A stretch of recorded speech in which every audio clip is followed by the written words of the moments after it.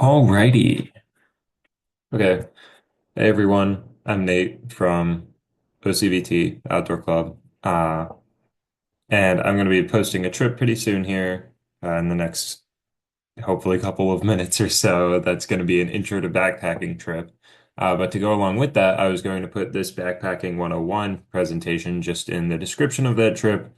Just go over the basics of backpacking, I guess. You can trust me, I've been backpacking a whole three times. Anyway, this is everything I could think to include. So hopefully it gives you a good starting point for preparing for any of your own backpacking trips or coming on the trip that I will post in a couple minutes. So to start off, well, I don't really have anything else to say here. So start off with the sleeping arrangements. So most people tend to think of when you're going backpacking, you need what? A sleeping bag, a sleeping pad, and probably a tent. That's just about it. That is true, but a lot of people aren't sure which sleeping bag to buy or which sleeping pad to get, or I don't know if you want a tent or hammock camp, how to go about that. So I'll go over that briefly. So sleeping bags are often rated at the store just by temperature. So if you go to REI or somewhere, an outdoor related store, and you go to their sleeping bags, it'll say blah, blah, blah, whatever sleeping bag, 20 degrees Fahrenheit. That'll be the rating. That's the temperature rating. And that just means that this sleeping bag is probably good down to about 20 degrees. If it gets colder than that, I mean, it's not a hard, if it's 19 degrees, you're gonna freeze to death. But this is recommended as the lowest temperature you should use this sleeping bag in. That's kind of what the rating is. Um, a lot of sleeping pad, or sorry, yeah, so I want to emphasize the importance of a sleeping pad, though, because everybody's like, oh, yeah, sleeping bag. I need a good rated sleeping bag. But you also need a sleeping pad that goes along with that. Because if you don't have a sleeping pad to go with your sleeping bag, whatever rating your sleeping bag has is pretty much meaningless. And I'm saying that from personal experience because the first backpacking trip I did, I had a 20-degree sleeping bag, no sleeping pad. It was probably mid 20s. Worst night of my life. So you need at least something for a sleeping pad. Um, so the rating of sleeping pads is slightly less straightforward, but pretty much still means the same thing. It's still temperature based. I have this little image right here that I just pulled up. I just looked up, they come in these things called R values. So as you can see this chart, if you have an R value, let's say you go to REI, sleeping pad has an R value of 5.4.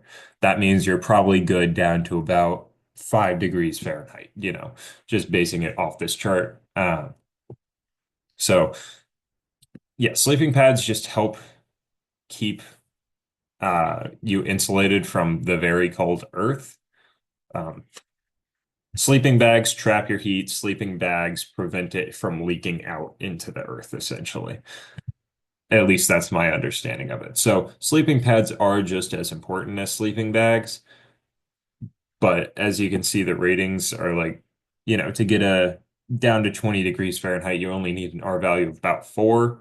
And you can like stack R values too. So if you have like two really thin, like two R value sleeping bag or sleeping pads, you can just stack them together. Boom, you've got a 4. I'm pretty sure they just add straight up. So there you go. Importance of sleeping pads. Tents. Tents are, I mean, tents are great. I mean, you probably want a tent to protect you from any, I don't know, rain, precipitation, or unwanted creatures. Tents are, I mean, we all pretty much use tents. I like hammocks for warmer weather camping, backpacking, just because it's more comfortable in my opinion. But tents, just I don't know as much about them, but just try and get one that's suitable for you. Because if you're gonna be using a tent, you and your friend are gonna use a tent. Obviously, you want a two-person tent. But if it's just gonna be you using a tent, you probably only need a one-person tent because a two-person tent is gonna be bigger and is gonna be heavier. So you don't want to carry that extra weight backpacking if it's just gonna be you sleeping in the tent. So just keep that in mind. There are also like, dang it, I hate this stupid bar. Can it go away? Yes. Eh.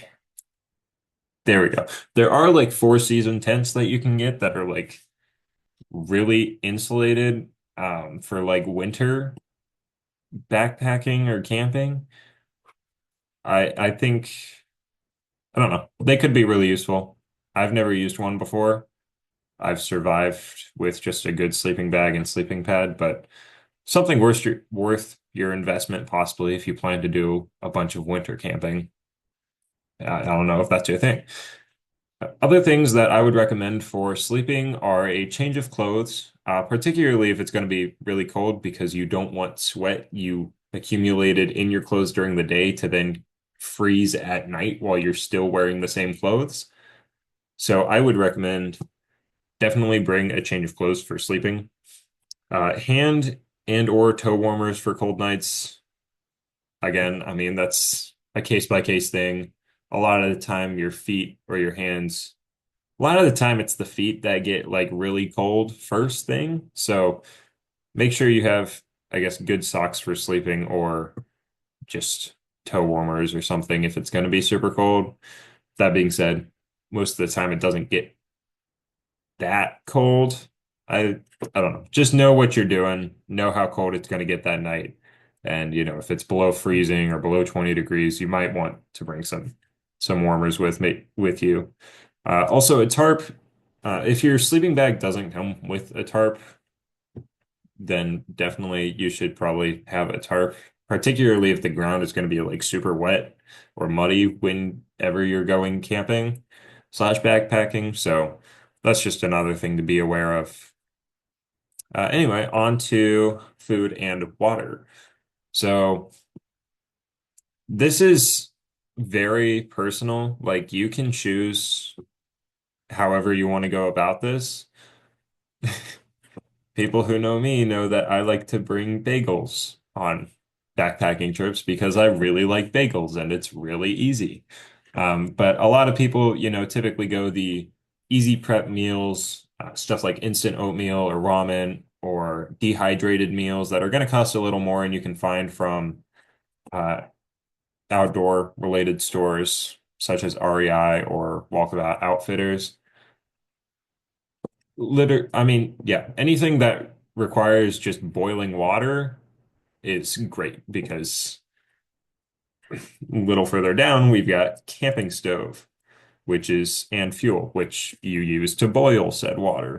That's the typical route for most backpackers. I mean, unless you're like an ultralight backpacker or you have your very specific expert way of doing things, typically, you're going to have your little camping stove and you're going to have your fuel and you're going to boil some water and you're going to add something to it or add the water to something and that's going to make you a nice warm meal.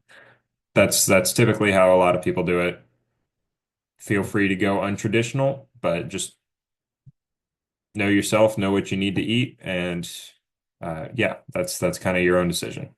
If you do need a pretty good, relatively cheap stove option, I mean, you can certainly find stuff cheaper than this, but like MSR makes good stoves.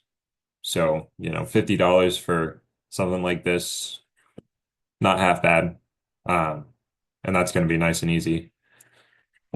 And of course, if you're doing that, don't forget to bring like a pot to boil the water in, because, well, A, if your water is not clean, you want to boil out the germs, and B, you don't really want to add lukewarm water to oatmeal because that's just sad. Um, Other things you might want to bring, snacks, stuff like beef jerky or protein bars or nuts, stuff that you get a lot of nutrients out of, you get a lot of protein out of because you're going to be burning a lot of calories and you're going to be working hard when you're carrying such a heavy bag. I mean, most backpacking bags turn out to be, you know, 30 to 40 pounds. If you're really good at packing, maybe only 20 pounds. But, it's going to be heavy. You're going to be burning a lot of calories. You want to bring stuff that is good for your body and will provide you with the energy you need to get where you need to go. Camping stove, already covered that. Yeah, pots, pans, plates, bowls, utensils. Obviously, you want to try and pack as little of that as you need, so only pack the things that you are actually going to need, but of course, you probably do need a pot and potentially a bowl or probably utensils too. Um, Now, the most important thing probably on this entire thing is entire presentation is water. Water, you need water. Again, you're going to be burning calories. You're going to be doing a lot of work. You need water. Your body needs water. That's just how it is. I'd recommend, so I have like a Camelback that I just take the like water bladder out of and throw that in my backpacking backpack. That's how I do things. Of course, you can just bring big water bottles too, like an Nalgene or a several liter water bottle of some sort, whatever works for you. And of course, if you only have water bottles, you're definitely going to want a water filter so you can refill along the way at water sources. Uh, yeah, I mean, rivers, creeks are great for refilling. Water filters, you can also, yeah, yeah. So there's like life straws that are really simple. There's slightly more complex water filters. I would recommend, I got my water filter from Walkabout Outfitter. If you don't know about this place, it's here in Blacksburg. Here's campus right here. It's on South Main near the Gucci Kroger. And yeah, it's just down here. Great store, helpful staff as far as I've experienced. So, good place to go if you want to permanently buy outdoor stuff. If you don't want to spend all that money because you don't know if you're going to go backpacking a whole ton, I definitely recommend Venture Out. You can just look up, Venture Out VT rentals. For some reason, it thinks I want a vacation in Vermont, which I guess makes sense.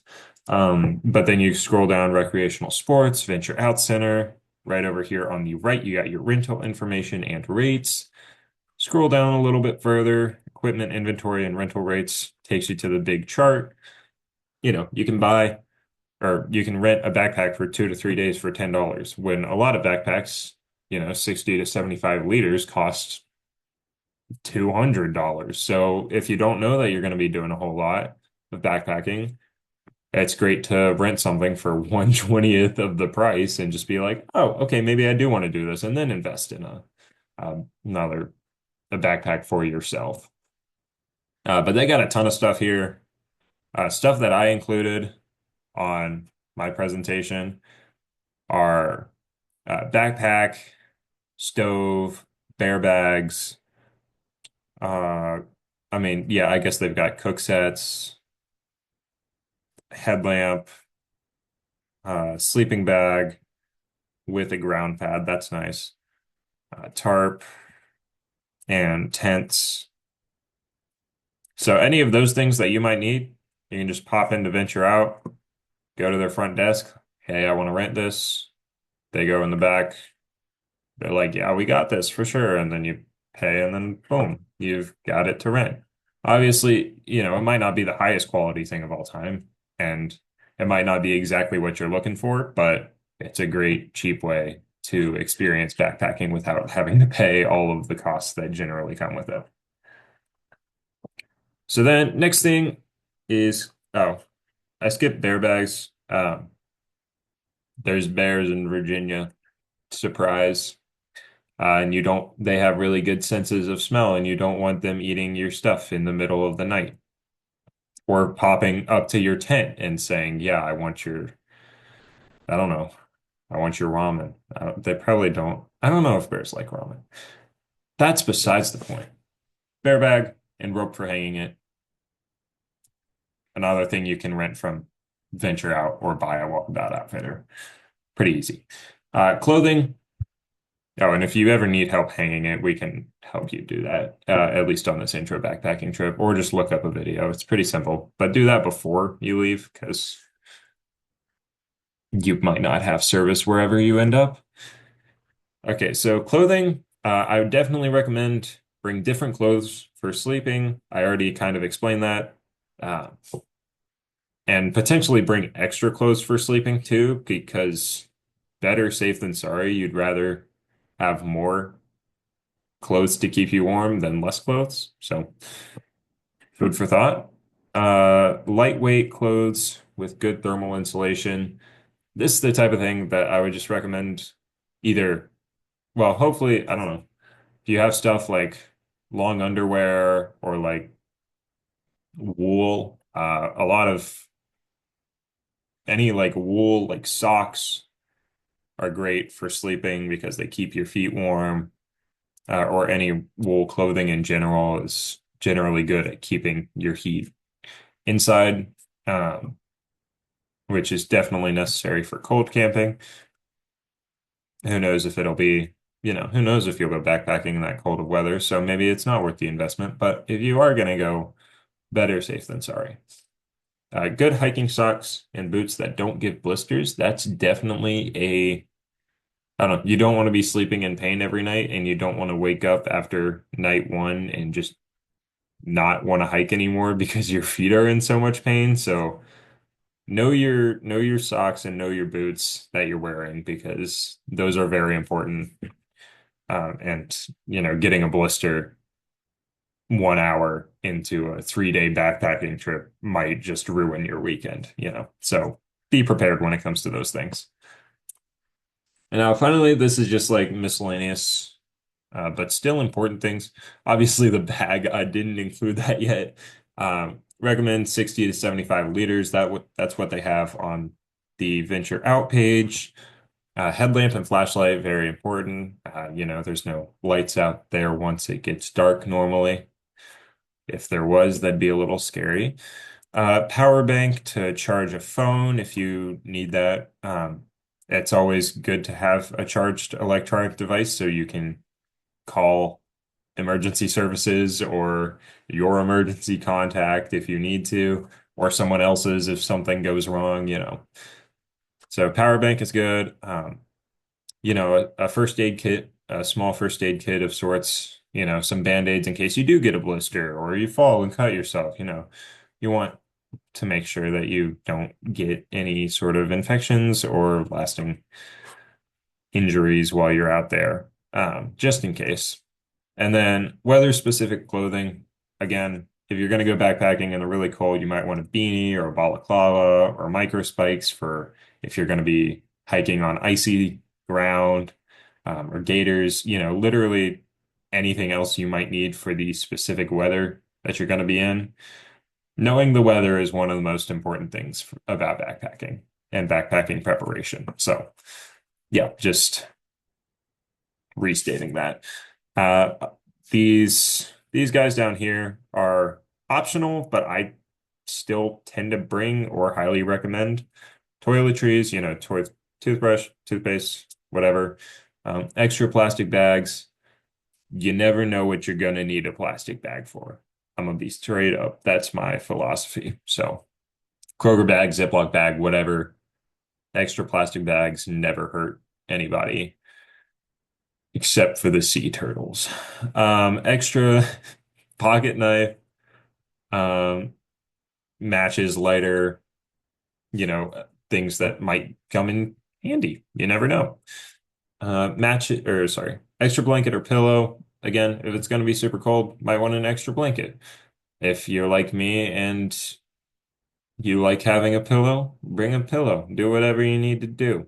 Uh, do what you need to do to make your backpacking experience comfortable. You know yourself better than anyone else knows you. This is all, like, as I say down here, anything else you personally might need. I don't know you. This is my list based off my experiences. But if you think of something else just because it's not on here, don't like discount that. Like, if you're like, oh, I'm really gonna want that, bring it. I mean, as long as you can carry it, why not? Worst comes to worst, you don't use it and you carried an extra half a pound the entire way, which is good leg workout. And then napkins slash paper towels are handy for food stuff, if you need to clean stuff before you head out the next day. Post sunset entertainment.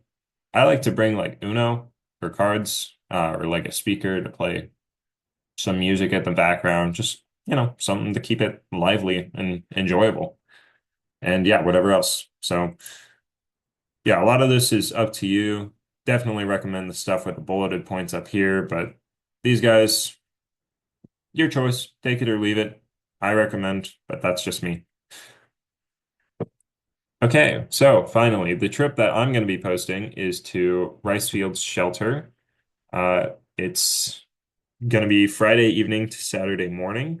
It's 5.1 miles total, so it's about 2.5, 2.6 up to the top with 1,243 feet of elevation gain.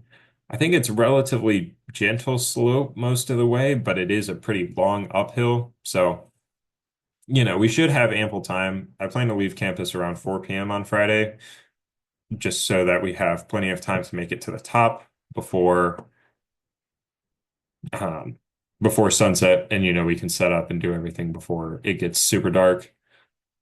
And then Saturday morning, I don't know, it'll probably take about half the time to get down since we're going down, and that's easier. But that's, I don't know, maybe 11 a.m. noon is when we'll finish up probably. So it should be a great trip if you've never been to Rice Fields before. It's a cool place, got great spots for camping, not super crowded typically. Weather should be good. I believe weather's supposed to be like highs of mid 70s, lows of actually, let me check Friday real quick because that was for Saturday, but weather should be good. Um, yeah, Friday, high of 72, low of 53. So we're not going to be doing cold weather backpacking, which is good because that's not how intro backpacking should be. Should be great conditions. I think it'll be a lot of fun. So if you have any interest at all in backpacking, and learning how to getting your first experience, join us. It should be a lot of fun. Yeah. So thanks for watching, and I'll see you then if you decide to join us.